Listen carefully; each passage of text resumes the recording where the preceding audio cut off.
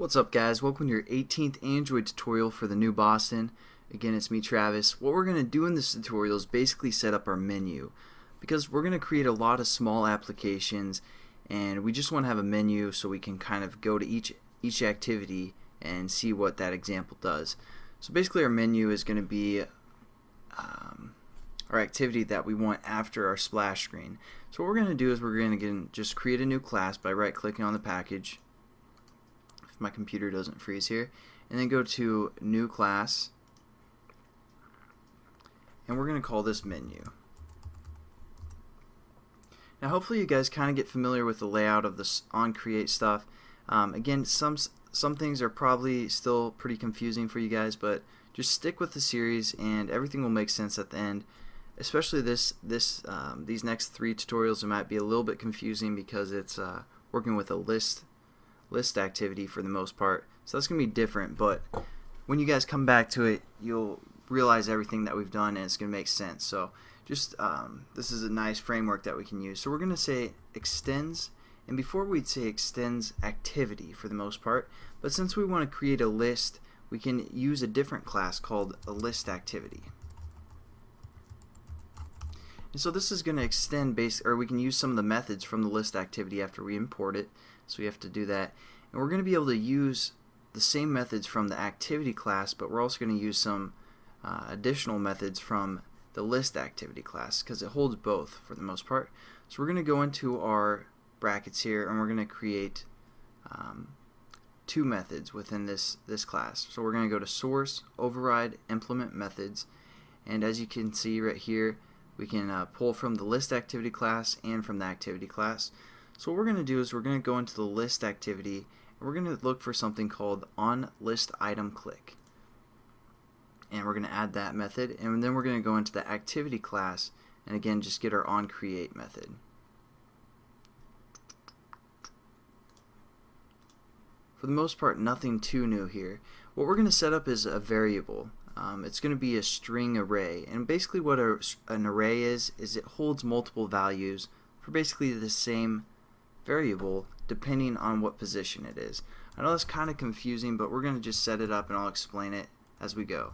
And we want this string array to be able to be accessed by both our onCreate and our ListItemClick. And I'm just going to move this up real quickly just because I can for the most part, above the onListItemClick. There we go. And since we want this string array to be accessed by both these methods, we're going to define it again above our onCreate method or above both methods. So we're going to say string, and we're going to call this string classes. And to make it an array, you want to add square brackets like that, and we're going to hit this equals, and we're going to define the string array, and then I'll kind of explain what a string array is after we set it up.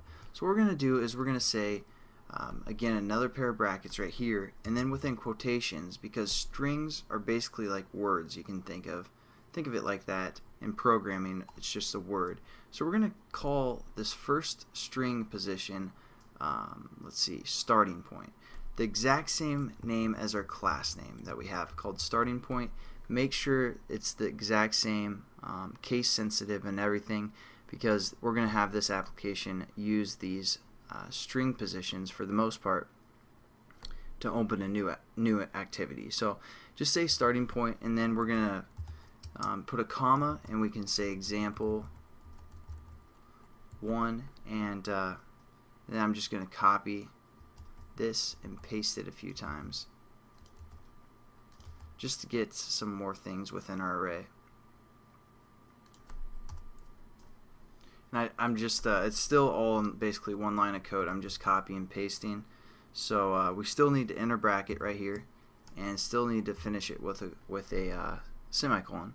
So there we go. We have some things within our list array, and we can change these names as we go. Well, basically I'm just going to change them for the most part right now because it'll be easy reference for you guys. So now what we can do is we can access this string array and give it a position, and it will find what position it is within the string. So sorry, got an extra bracket there. Sorry if that confused you guys. So now, for example, we aren't going to reference it right here, but for example, we can use the variable name called classes, and within the brackets, we can say 4, something like that. Now, what this is going to be equal to is our class's string array, the 4th position. So it always starts at a 0. So starting point is our 0 position. This will be our first position, position 2, position 3, position 4.